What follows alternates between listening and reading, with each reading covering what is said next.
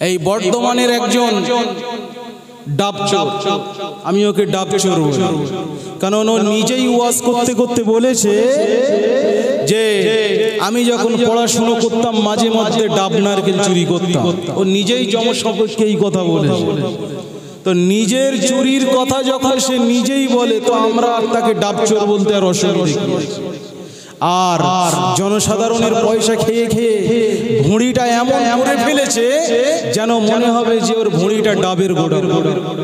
কথা কি বলেছি বুঝতে পারছো? ভুঁড়িটা এমন করে ফেলেছে, ভুঁড়িটা দেখলে মনে হবে যে ডাব নারকেলের গোডাউন। তার নাম শুনেছেন? তার নাম হলো ইয়াসিন। কিছুদিন আগে, আমি ওর সম্পর্কে কোনোদিন কোনো জলসাতে গিয়ে কথা বলি না, কিছুদিন আগে হাওড়া জেলায় একটা জলসায় গিয়েছিলাম, সেখানে গিয়ে ওর বিষয় কিছু বলিনি। অনেক সময় অনেক কিছু কথাও বলে যায়, তারপরে দেখছি যে একটা জলসায় একজন আলেম নবীর নামে ভালোবেসে মোহাব্বত করে সালাম পড়ছে, ইয়া নবী সালাম আলাইকা। আমার রসুলকে আমরা সালাম দিই, আমাদের ভালো লাগে, আমাদের মোহাব্বত আমাদের অন্তরের ভিতরে আসে, আমাদের মোহাব্বত আমাদের অন্তরের ভিতরে পয়দা হয়, তাই আমরা রসুলের উপরে দাঁড়িয়ে দাঁড়িয়ে সালাম পাঠ করি। ওই জলসাতে ওই মৌলভী সাহেব বলেছে যে সালাম পড়া, দাদা হুজুর বলেছে সালাম পড়া মুস্তাহাসান জায়েজ, অতএব কোনো মানুষ যদি সালাম পড়ে পড়বে, কেউ যদি না পড়ে তা কোনো ব্যাপার নেই, তার কোনো গুনাহ হবে না। ভালো ভালো দাদা হুজুর কিতাবে এই কথা বলেছে, এটাও আমরা পড়েছি। ওই মুনাফিক পরের জলসাতে গিয়ে বলছে, কোন মানুষ যদি আমাকে জিজ্ঞাসা করে যে ইয়া নবী সালাম আলাইকা করা কি, আমি বলবো সরাসরি হারাম। বলেন নাউজুবিল্লাহ, আর জোরে বলেন না নাউজুবিল্লাহ। এই মৌলভী তিনি সরাসরি আমার রসুলের উপরে কি করলেন? সালাম দেওয়াকে হারাম হারাম। তারপরে অনেক সময় আমরা রসুলের তাজিমের জন্য, রসুলের সম্মান ইজ্জতের জন্য রসুলের নাম যখন আমরা শুনি, আজানে শুনি বা কলেমায় যখন আমরা পড়ি বা আলেম ওলামারা যখন দরুদ শরীফ পড়ায়, সেই দরুদের মধ্যে যখন আমরা যখন রসুলের নাম আসে তখন সাল্লাল্লাহু আলাইহি ওয়াসাল্লাম পড়ে আমরা হাতের আঙুলে ফু দিয়ে কি করি? আমরা একটু মুসা করে নিই চোখের উপরে। এটা করে আমরা আমাদের মনে শান্তি পাই। এটাকে ব্যঙ্গ করে এই বিষয়ে একটা খারাপ কথা বলেছে। তার নাম ইয়াসিন। উনি একজন, ওনার বাপ একজন ভালো আলেম, কিন্তু ভালো আলেম হলে কি হবে? ছেলেটা ভালো নয়, ছেলেটাকে দেখলে মনে হবে যে একজন পাক্কা মুনাফিক, পাক্কা একজন ঈমান ধ্বংসকারী। ঈমান ধ্বংস করার জন্য এই পশ্চিম বাংলার মানুষের সামনে বিভিন্ন রকমের আজে বাজে কথা বলে যাচ্ছে। রাসূলুল্লাহর উপরে সালাম পড়াকে হারাম করেছে, রাসূলুল্লাহর সম্মান ইজ্জতকে আমরা ভালোবাসার খাতিরে, তার সম্মান ইজ্জতের খাতিরে তার নাম শুনলে তার নামের চোখে আমরা চোখেতে বুলিয়ে নিই, চোখেতে মোসা করে নিই। এটার সম্পর্কে ওই হারামি মৌলভী সাহেব কি বলেছে? যে যারা এগুলো করে তারা নাকি পাগল, তারা নাকি বোকা। এইভাবে উল্টো পাল্টা মানুষের সম্মুখে এসে এইভাবে মানুষকে আজে বাজে কথা বলে যাচ্ছে। প্রিয় মুসলমান ভাইয়েরা, কোন মানুষ যদি কিয়ামতের দিন আল্লাহর সামনে হিসাব দিতে যদি কোনো জায়গায় যদি ঠকে যায়, কোনো জায়গায় যদি ঠকে যায়, তো আমার আল্লাহ পাক রব্বুল আলামিন তার ছোট ছোট আমলগুলো দেখতে থাকে যে এই বান্দার ছোট ছোট আমল কি আছে। এই বান্দার ছোট থেকে ছোট, সব থেকে ছোট যে আমলগুলো সেগুলো লক্ষ্য করে যে বান্দার যদি ছোট ছোট যদি কোনো আমল থাকে, এই বান্দাকে জান্নাতে দেওয়া যাবে।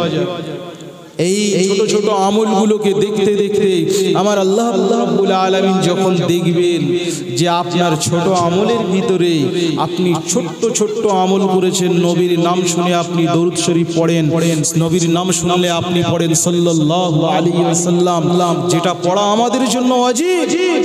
কোন মুসলমান যদি রাসূলুল্লাহর নাম নেয় আর আপনি যদি সেটা শুনতে পান, সেটা শোনার সাথে সাথে মুসলমান হিসাবে আপনাকে বলতে হবে সাল্লাল্লাহু আলাইহি ওয়াসাল্লাম। এই সমস্ত ছোট ছোট আমলের বদৌলতে আল্লাহ পাক আপনাকে আমাকে না জানি তিনি আপনাকে আমাকে জান্নাতি বানিয়ে দেন। জোরে বলেন না আল্লাহুম্মা আমিন, আর জোরে হবে না আল্লাহুম্মা আমিন। বড় দুঃখের বিষয় যে আজ মুসলমান এই সমস্ত মানুষগুলোকেই ডেকে ডেকে নিয়ে আসে এদের মুখ থেকে এই আজে বাজে কথা শোনার জন্য। তো সেই জন্য আমাদেরকে সাবধান হতে হবে। যে সমস্ত মৌলবীরা আদা জল খেয়ে নেমেছে এই সমস্ত সাধারণ মুসলমানদের ঈমান ধ্বংস করার জন্য, তাদের কথা আমরা শুনবো না। কি গো, তাদের কথা শুনবেন? শোনা যাবে। কোচিরা একটু সামনের দিকে এসো, এদিকে চলে এসো, এদিকে অনেক জায়গা আছে, চলে এসো সামনের দিকে, একটা সাইডে এদিকে এসে বসো। আল্লাহ পাক রব্বুল আলামিন আপনাকে আমাকে হেফাজত করেন এই সমস্ত খারাপি কথা থেকে। আল্লাহ পাক আমাদের ঈমানকে হেফাজত করেন। বলেন আল্লাহুম্মা আমিন। দরুদ শরীফ আল্লাহুম্মা সাল্লি আলা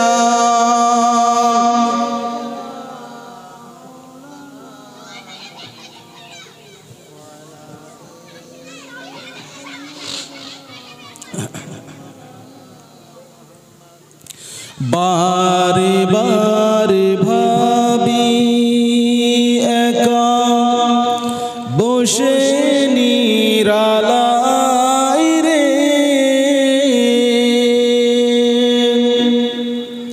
বারে বারে ভাবি একা বসে নিরালাই রে,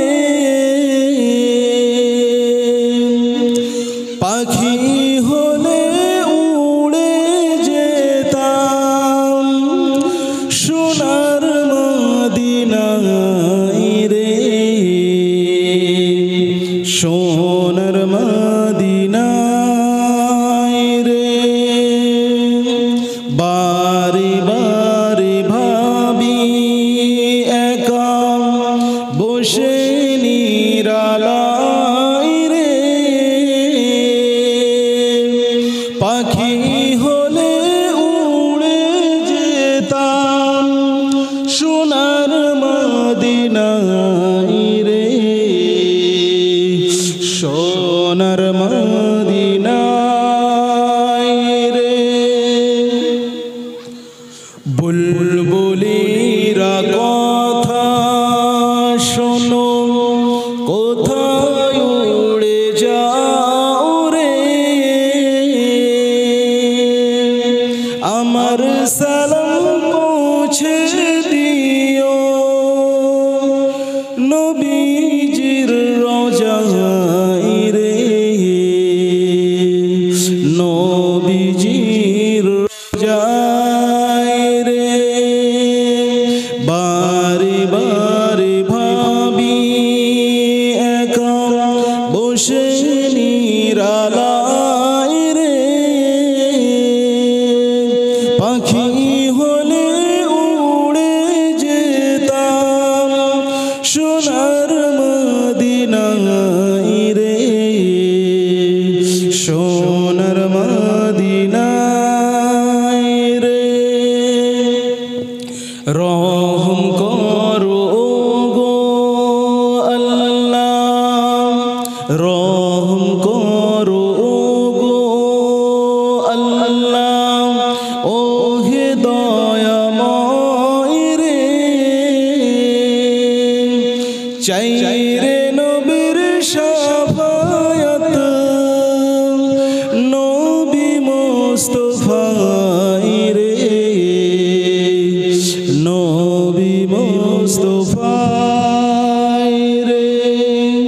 বারে ভাবি একা বসে নিরালায় রে, পাখি হলে উড়ে যেতাম সোনার মদিনায় রে,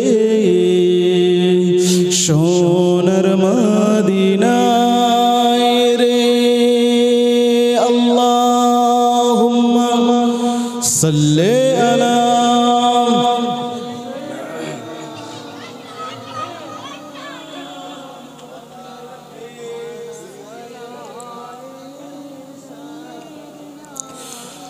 মাওলানা মুহাম্মদ। বারে বারে ভাবি একা বসে নিরালায় রে, পাখি হলে উড়ে যেতাম সোনার মদিনায় রে, সোনার মদিনায় রে। পশ্চিম বাংলার উম্মত যত হেদায়াত চাই রে, দোয়া করো খোদার হাবিব যেন নাজাত পাই রে, যেন নাজাত পাই রে। বারে বারে ভাবি একা বসে নিরালায় রে, পাখি হলে উড়ে যেতাম সোনার মদিনায় রে, সোনার মদিনায় রে। আল্লাহুম্মা সাল্লি আলা, মোহাব্বতের সঙ্গে পড়েন ওয়া আলা আলি সাইয়্যিদিনা।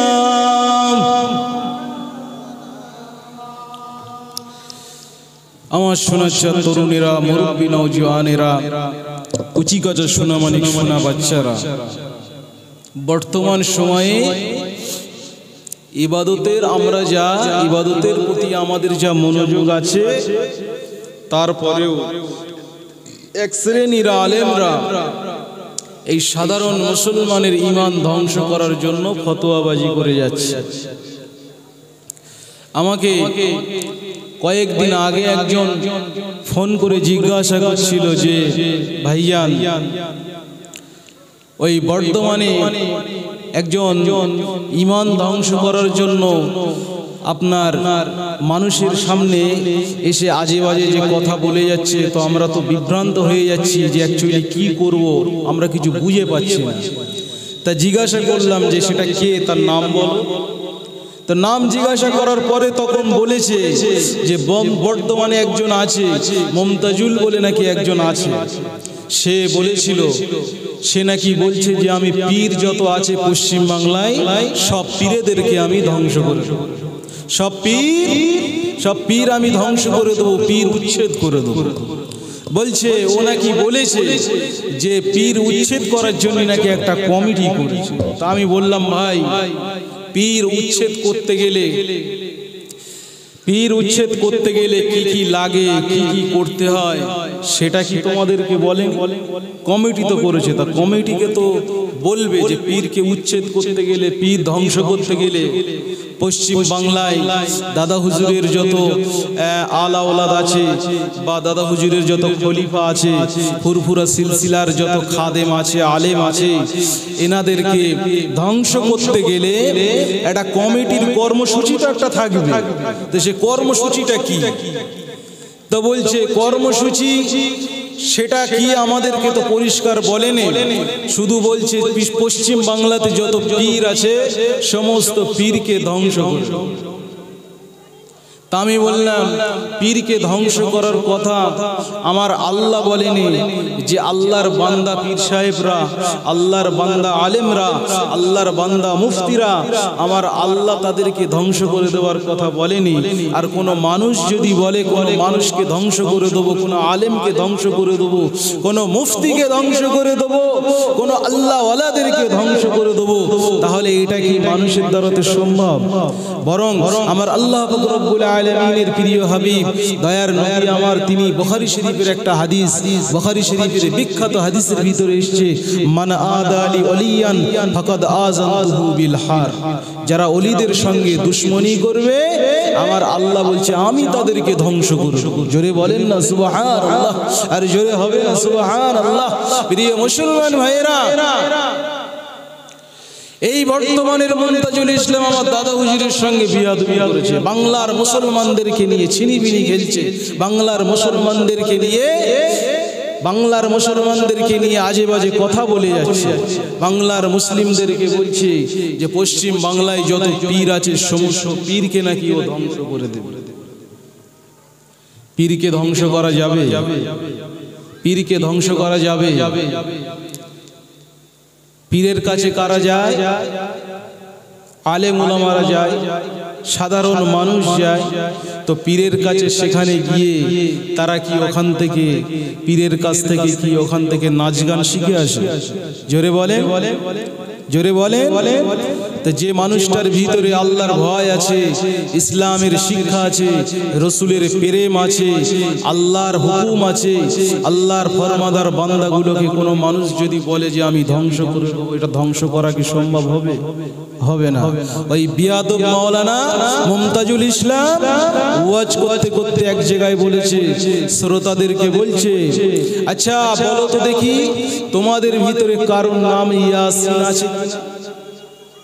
তো একজন দাঁড়িয়ে বলছে যে আমার ছেলের নাম ইয়াসিন। বলে ওই নাম রাখা হারাম। জোরে বলেন না নাউজুবিল্লাহ। তা বলছে হুজুর কেন ওই নাম হারাম? বলছে ওই নামের কোনো মানে নেই, তো যে নামের মানে নেই সেই নাম রাখা হারাম। জোরে বলেন না নাউজুবিল্লাহ, আর জোরে বলেন না নাউজুবিল্লাহ। ওই ইয়াসিন মৌলভী অ্যাকচুয়ালি ও ভণ্ডর বাচ্চা, ভণ্ড তো পড়াশোনা করেনি, ও জানে না। কোরআন শরীফের 22 পারার শেষের দিকে আল্লাহ পাক একটা কোরআন নাজিল করেছেন, কোরআন সূরা নাজিল করেছেন, সেই সূরাটার নাম হলো সূরা ইয়াসিন, যেটাকে বলা হয় অন্য একটা কথা দিয়ে ওই সূরাটাকে অনেক মানুষ চেনে, যেটাকে বলা হয় কোরআনের দিল, তাই তো নাকি? তো ইয়াসিন এই শব্দটার ভিতরে দুটো অক্ষর আছে, ইয়ার উপরে খাড়া জাবার, সিনের উপরে মাদ। হাফিজরা, আলেমরা, কারি সাহেবরা যখন সুন্দর করে পড়ে, ইয়ার উপরে 2 আলিফ টান দিয়ে, সিনের উপরে 3 আলিফ টান দিয়ে এখানে সুন্দর করে পড়ে। মাদ্রাসার ছেলেরা আছে কি তো বাবু, এখানে ইয়াসিন ওয়াল কুরআনিল হাকীম ইন্নাকা লামিনাল মুরসালিন। আর ভণ্ডর বাচ্চা ভণ্ড ভালোভাবে কোরআনকেও শুদ্ধ করে পড়তে পারে, আবার নিজেকে মৌলভী বলে দাবি করে, সাধারণ মানুষকে বলছে যে ইয়াসিন নাম রাখা হারাম। যারা ইয়াসিন নাম রেখেছো তারা কোর্ট থেকে এফিডেভিট করে তাদের ছেলেদের নামটাকে তারা চেঞ্জ করে। ও ভণ্ডর বাচ্চা জানে না যে কোনো ছেলের নাম যদি তার বাপ যদি সওয়াবের উদ্দেশ্যে যদি ইয়াসিন রাখে, ইয়াসিন ইয়াসিন ইয়াসিন বলে যতবার ওই বাপটা তার ছেলেকে নাম ধরে ধরে ডাকবে, আমার আল্লাহ 10 20টা নেকি তার আমল নামায় লিখে দেবে। জোরে বলেন না সুবহানাল্লাহ, আর জোরে হবে না। ইয়াসিন স্বয়ং আমার নবীজি কথা কি বলেছি বুঝতে পারে? আমার রসুলের নাম কি? আমার রসুলের একটা নাম আছে ইয়াসিন। তো আমার নবীর দুশমন তো ওহাবি, আহলে হাদিস, রসুলের সরাসরি দুশমন। রসুলের উপরে যারা দরুদ পড়তে যারা নিষেধ করে, রসুলের উপরে যারা সালাম করতে বারণ করে, রসুলকে বলে যে রসুল কিয়ামতের মাঠে শাফাআত করতে পারবে না, রসুল নিজেই টেনশনে থাকবে, রসুল নাকি দৌড়ে দৌড়ে ঘুরে ঘুরে বেড়াবে হাসরের ময়দানে, নিজেই নাকি পালিয়ে পালিয়ে বেড়াবে, তার উম্মতের কিভাবে শাফাআত করবে? ও ভণ্ড মৌলভী ওহাবি ও বলছে যে ইয়াসিন নাম রাখা যাবে। তো ইয়াসিন নাম যদি রাখা হারাম হয় তাহলে সূরা ইয়াসিনের প্রথম যে শব্দটা ওই ইয়াসিন, তাহলে ওটাও তো পড়া যায় ওর কথা অনুযায়ী, তাই তো নাকি?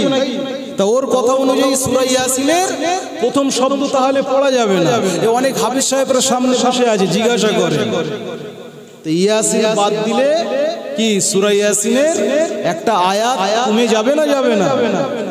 আসলে এগুলো কি ঈমান ধ্বংসকারী, এগুলো কি মানুষের ঈমান ধ্বংস করার জন্য এরা আদা জল দিয়ে বাংলার সমাজকে ধ্বংস করার জন্য উঠে পড়ে লেগেছে। আল্লাহ পাক এই সমস্ত ধ্বংসকারীদের থেকে, এই সমস্ত বেয়াদব থেকে আল্লাহ পাক আমাদের হেফাজত করেন। বলেন আল্লাহুম্মা আমিন। একবার দরুদ শরীফ আল্লাহুম্মা সাল্লি আলা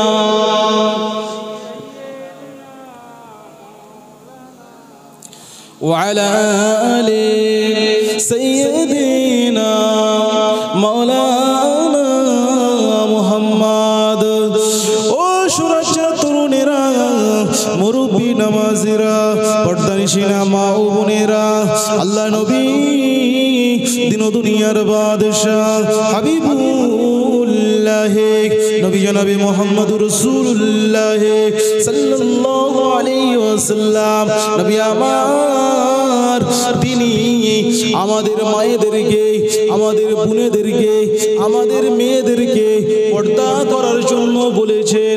পর্দা করার বিধান হলো, আল্লাহর হুকুম হয়েছে পর্দা করা ফরজ।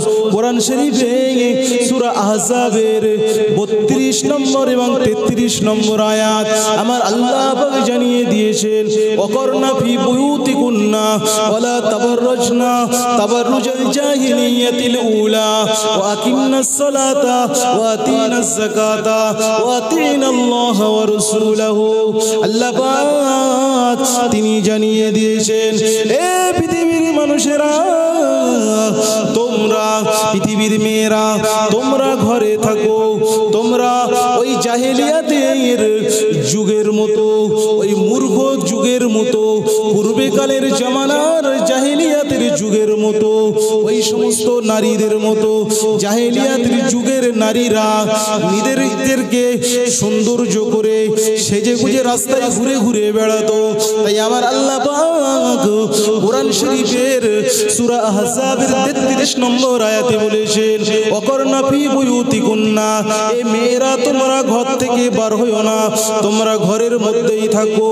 ওয়ালা তাবাররুজনা তাবাররুজাল জাহিলিয়াতিল উলা, যেমন করে ওই জাহিলিয়াতের যুগের মহিলারা সাজ সজ্জা করে সেজে গুজে রাস্তায় রাস্তায় পরপুরুষের সামনে বেহায়ার মতো ঘুরে ঘুরে বেড়াতো, তোমরা এভাবে ঘুরে ঘুরে বেড়াও না, বরং আকিমনাস সালাতা, তোমরা নামাজ আদায় করো, ওয়া আতিনাজ যাকাতা, তোমরা যাকাত আদায় করো, ওয়া আতিনাল্লাহ রাসূলাহু, আমার প্রিয় হাবিব মুহাম্মদ সাল্লাল্লাহু আলাইহি ওয়াসাল্লামের আনুগত্য স্বীকার করো। আমি আল্লাহ পাক, তোমরা যদি আমার হুকুম পালন করে এভাবে পর্দার ভিতর দিয়ে যদি জীবন করতে পারো, আমি তোমাদেরকে এই আমল করার জন্য তোমাদেরকে আমি আল্লাহ খুশি হয়ে জান্নাতি বানিয়ে দেব। আর জোরে বলেন সুবহানাল্লাহ। কোরআন শরীফের সূরা আহজাবের 33 নম্বর আয়াত, ওয়াকরনা ফি বুয়ুতিকুন্না ওয়ালা তাবাররাজনা তাবাররুজাল জাহিলিয়াতিল উলা, মেয়েরা তোমরা ঘরে থাকো, ঘর থেকে বার হইও না। জাহিল যুগে, বর্বর যুগের মহিলাদের মতো সেজে গুজে পরপুরুষের সামনে বার হয়ে না। আজকে সমাজের দিকে তাকিয়ে দেখেন, মায়েদের কি অবস্থা, বোনেদের কি অবস্থা, আর সমাজের বাপেরা, ভাইয়েরা, তরুণেরা তাদের স্ত্রীদেরকে, তাদের ওয়াইফদেরকে, তাদের বাড়ির আহালিয়াদেরকে আর কন্ট্রোল করতে পারছে না, কথা শুনছে না। বলছে তুমি বাজার করো, আমার পছন্দ হয় না, দাও আজকে আমি বাজার। যায় না। তুমি শাড়ি কিনে নিয়ে এসছো, কালার আমার পছন্দ হয়নি, বলে না, দাও আমি যাই, আমি নিজের পছন্দ মতো একটা শাড়ি নিয়ে আসি। এরকম হচ্ছে না? এই সমস্ত মহিলাগুলো বেপর্দাহীন মহিলা। এই বেপর্দা মহিলা আল্লাহ পাক এদের জন্য কঠিন শাস্তির ব্যবস্থা করেছে। কিন্তু আমার আল্লাহ পাক বলেছেন যে আমি তোমাদেরকে ওয়ায়ুতাহহিরুকুম তাতহীরা, আমি মহিলাদেরকে পাক এবং পবিত্র করে দিতে চাই। জোরে বলেন না সুবহানাল্লাহ। তাদের যে ময়লা আছে সেই ময়লাগুলোকে আমি আল্লাহ পাক পরিষ্কার করতে চাই। কিন্তু বর্তমান সময়ের মায়েরা, আমাদের ঘরের ছেলেরা তাদের বউয়েদেরকে, তাদের স্ত্রীদেরকে আর কন্ট্রোলে রাখতে পারছে না, নিজেই সাথে করে নিয়ে বেরিয়ে যাচ্ছে, চলো বাজারে বাজারে আসি, তোমার পছন্দ মতো যা লাগে তুমি কিনে নেবে। আর বোরখা পড়ে না, হিজাব পড়ে না, নেকাব পড়ে না, শর্ট শর্ট ড্রেস পরে কি করছে, বাজারে চলে যাচ্ছে, বউকে নিয়ে বাজারে চলে যাচ্ছে। এই হিজড়ে মার্কা স্বামীগুলো, এদের ব্যবস্থা আমার আল্লাহ করবে। এদেরকে হাদিসের ভাষায় রাসূলুল্লাহ বলেছেন দায়ুস, আদ-দাইসু লা ইয়াদখুলুল জান্নাহ, দায়ুস কোনোদিন জান্নাতে যাবে না। দায়ুস কারা? যাদের মেয়েরা, যাদের বউয়েরা, যাদের ভাবিরা কি শরীর দেখিয়ে দেখিয়ে রাস্তায় রাস্তায়, বাজারে বাজারে, মেলায় মেলায় ঘুরে বেড়ায়, মার্কেটে মার্কেটে, আর ওদের পিতামাতা, ওদের গার্জিয়ানগুলো দায়ুস। এই দায়ুস কোনোদিন জান্নাতে যেতে পারবে না। কি গো, আমার কথায় রাগ করছেন নাকি? আমার কথায় রাগ করছেন? এটা তো আমার কথা নয়, কথা কি মদিনাওয়ালার কথা। মদিনাওয়ালা বলেছেন আদ-দাইসু লা ইয়াদখুলুল জান্নাহ, দায়ুস জান্নাতে যেতে পারবে না। দায়ুস কারা? আমার স্ত্রী যদি বেপরদা করে পরপুরুষের সামনে যদি নিজেকে প্রেজেন্ট করে, তাহলে ওই স্ত্রী বেপরদা, আর আমি হলাম দায়ুস। ওর জন্য আল্লাহ আমাকে জান্নাতে দেবেন, আমার জন্য জান্নাত আল্লাহ হারাম করে দেবেন। তাহলে এইভাবে যদি মুসলমান চলে, এই তামাম পৃথিবীতে মুসলমানদের উপরে যে অত্যাচার নেমে আসছে, এই অত্যাচার কি থামবে বলে মনে হয়? এই অত্যাচার বন্ধ হবে বলে মনে হয়? একটু আওয়াজ দেন। ও তরুণীরা, মুরব্বী, নামাজিরা, মন দিয়ে শুনে রেখে দেন, জেনে রেখে দেন, আল্লাহ নবী দিন ও দুনিয়ার বাদশাহ হাবিবুল্লাহ নবী জনাবে মুহাম্মদুর রাসূলুল্লাহ সাল্লাল্লাহু আলাইহি ওয়াসাল্লাম, নবী আমার পাক জবানে জানিয়েছেন, ও বাবা সাহাবীরা, তোমরা তোমাদের স্ত্রীদেরকে পর্দায় রাখো, তোমরা তোমাদের স্ত্রীদেরকে পর্দায় রাখো। এমনকি নবী আমার পাক জবানে জানিয়েছেন, বাবা সাহাবীরা, আমি জানিয়ে দিলাম মহিলাদের কণ্ঠটাও তারা যেন পর্দা করে চলে। কোনো মহিলা যেন পরপুরুষের সামনে তাদের কণ্ঠটাকে সুন্দর সুন্দর করে প্রেজেন্ট না করে। কোনো পরপুরুষের সঙ্গে যদি কোনো মহিলার যদি কথা বলার প্রয়োজন হয়, ওই মহিলা যেন তার কথার ভিতরে কোনো মাধুর্য না রাখে, একটু কক্রোশ ভাষায় যেন কথা বলে, যাতে করে ওই মহিলা কক্রোশ ভাষায় কথা বললে ওই পরপুরুষটা তার উপরে যেন আকৃষ্ট হতে না পারে। কিন্তু আজকে দেখেন, আজকে পরপুরুষের সামনে আমাদের বাড়ির মায়েরা, বোনেরা কেমন করে সেজে গুজে গিয়ে তাদের সঙ্গে মিষ্টি মিষ্টি ভাষায় কথা বলে, সরাসরি আমার রাসূলের বিয়াদবি করছে। মুসলমানেরা যদি এভাবে যদি চলতে থাকে, এদের জন্য এদের স্বামীরা, এদের বড় ভাইয়েরা, এদের বড় ছেলেরা, এদের বাপেরা দায়ুস হয়ে যাবে। নবী আমার পাক জবানে জানিয়েছেন, বাবা সাহাবীরা, কোন মহিলা যদি এভাবে বেপরদাহীন ভাবে যদি ঘুরে, আমার আল্লাহ পাক ওই সমস্ত গার্জিয়ানদেরকে, ওই সমস্ত অভিভাবকদেরকে দায়ুস হিসাবে জাহান্নামী করে দেবেন। ও মুসলমানেরা, আমার আল্লাহ পাক আমাদেরকে দায়ুস হওয়া থেকে যেন বাঁচিয়ে আল্লাহ পাক একজন সুন্দর মুমিন হওয়ার তৌফিক দান করে। কি গো, বেপরদা বেগনা নারী যারা, তাদের কপালে কষ্ট আছে না নাই? এগুলো কি মৌলভী সাহেবরা বলছে?